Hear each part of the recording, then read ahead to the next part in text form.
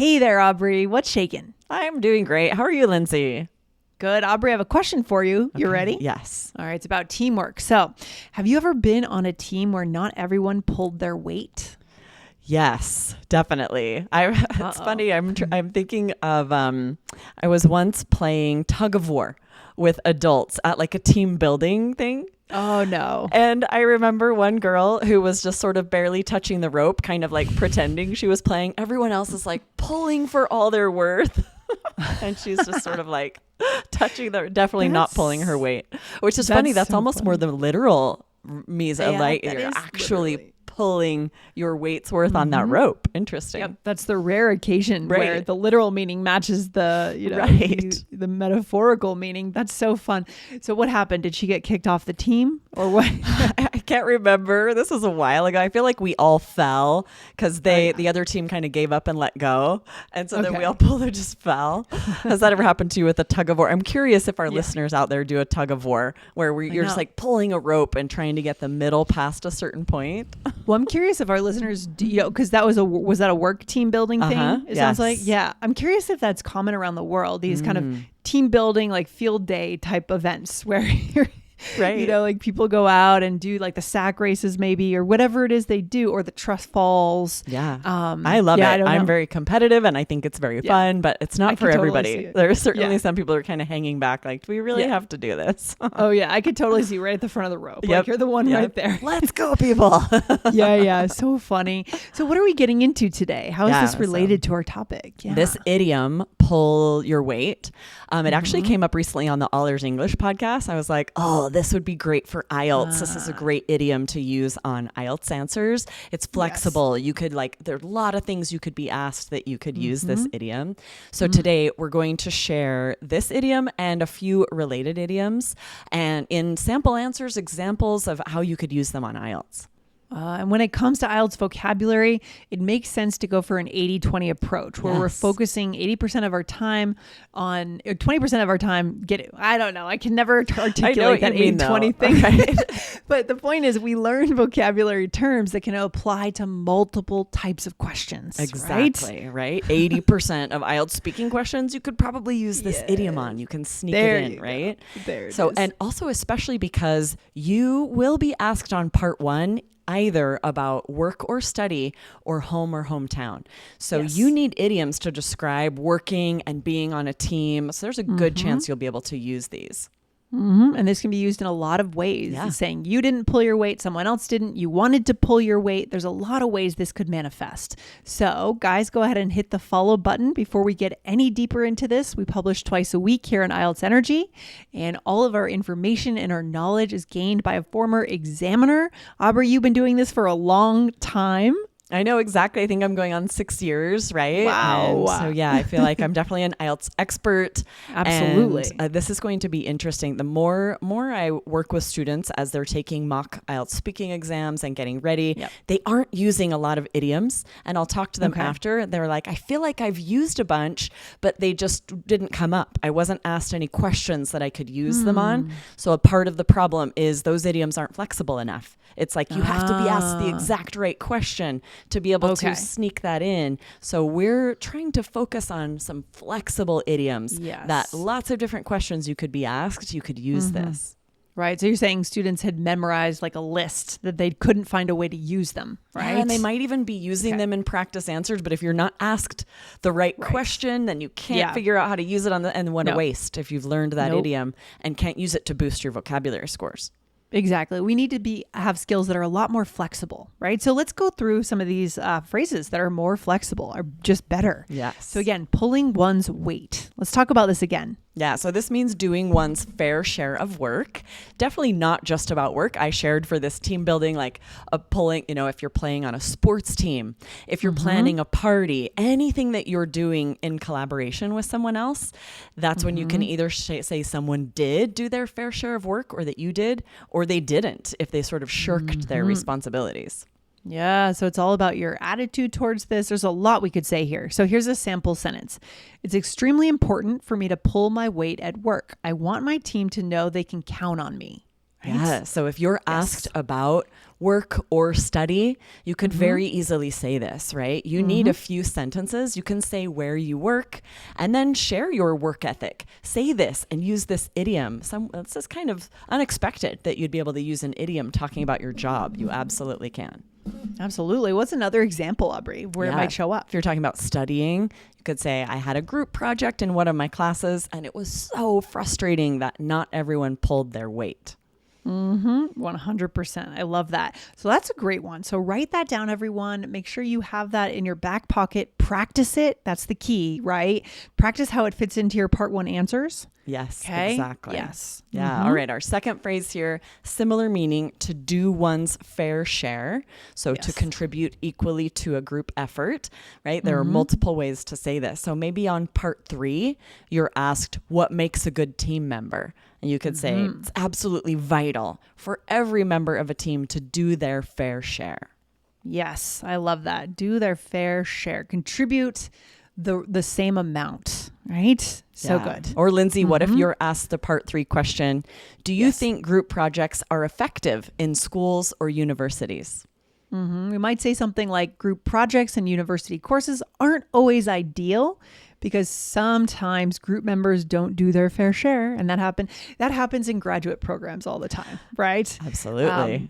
Busy adults, people might have children, they might have work many people that I went to graduate school with were working full time.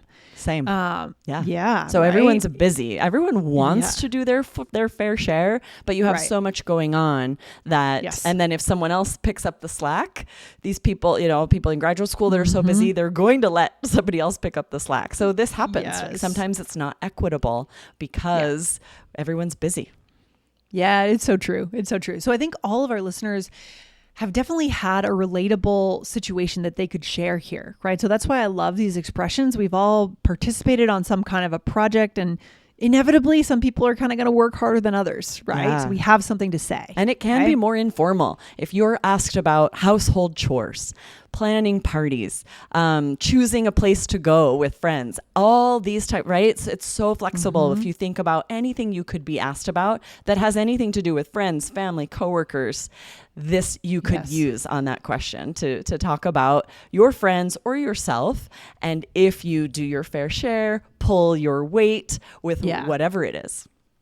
Yeah, it reminds me of an example of even a trip that we took recently in Colorado. It's a tradition to go to hike up to huts. I don't know if you have this tradition in Arizona, but we have hut trips, and people pay money to go and stay in these kind of deserted huts with a group of maybe 4 or 5 people.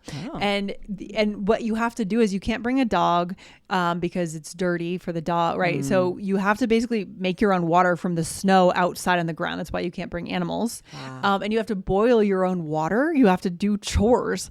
And we got there and we realized that not everyone was doing their fair share, Aubrey. We were the only ones doing the work, and then everyone else was just napping.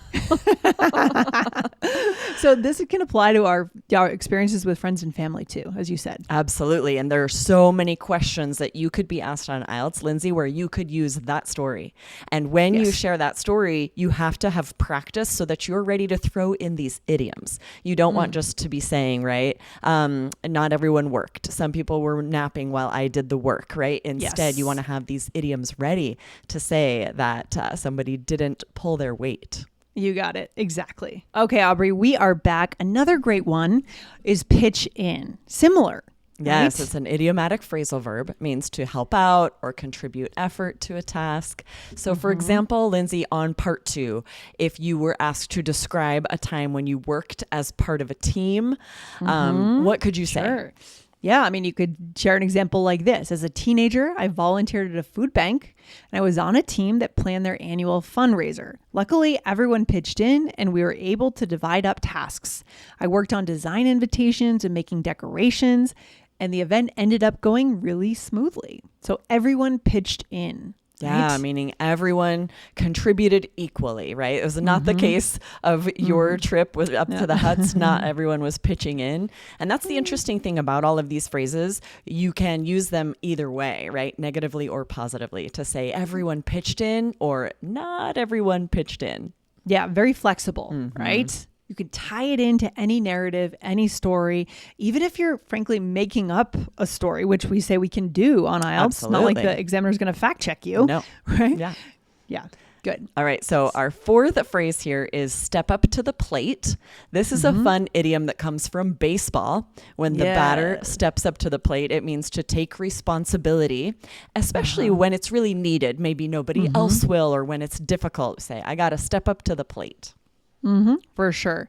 What comes to mind is what maybe, I don't know, your parent owns a business and maybe they pass away or they retire, and then maybe you get promoted in the family business up to CEO or something like that. That could be an example there. Yes. Aubrey, that reminds me. Have you seen the film The Wedding Banquet?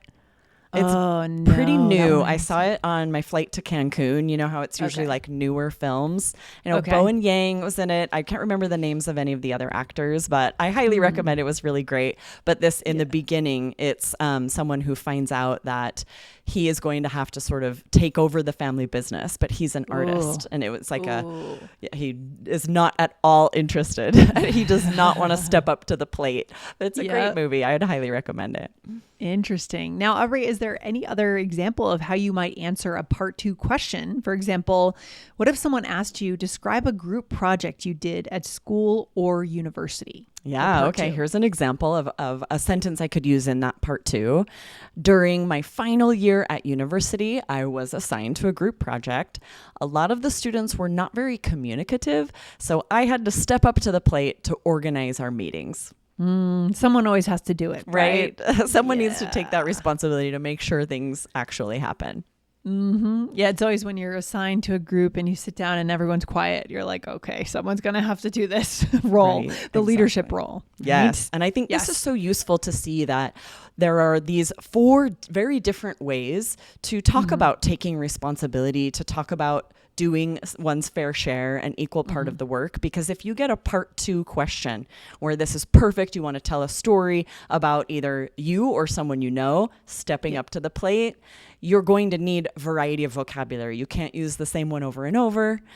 So here you have a lot of options to talk about this in a lot of different ways. You could use all 4 of these on your IELTS exam. Yes. So guys, write these ones down and look for other, this summer we are covering a lot of these very flexible winning vocabulary phrases, right? So pay attention to those. Don't get pigeonholed into memorizing lists of unuseful vocabulary, right? Exactly. Yes. Yeah. Aubrey, is there another episode our listeners should check out right now? Yeah, we want to make sure you guys don't miss episode 1519. It was called Avoid IELTS Traps with this listening part 2 practice. We did a live listening part 2 on the podcast, and then you can use the strategies. We walk you through using strategies for the listening exam, and we're pointing out some of the traps that are in every IELTS listening exam to make sure that you don't fall for them on test day. Yes, we want to be fully prepared, know all the tricks and traps of the examiner so we can sail right through it and recognize it. Don't let it stop us. Yes. So scroll up if you missed that one, and definitely hit follow if you're missing any episodes. Oh, for sure. And so don't forget, guys, there's a good chance that you will be asked on part 1 about work or study. So have these words ready and other flexible vocabulary terms. Yeah, so many questions on the IELTS speaking exam. You could use these idioms. So practice and pull some random speaking questions and see, how could I add this? How could I use these idioms? Excellent. Good stuff, Aubrey. You have a good weekend, and we'll see you back on IELTS Energy very soon. Awesome. See you next week, Lindsay. All right. Bye. Take care. Bye.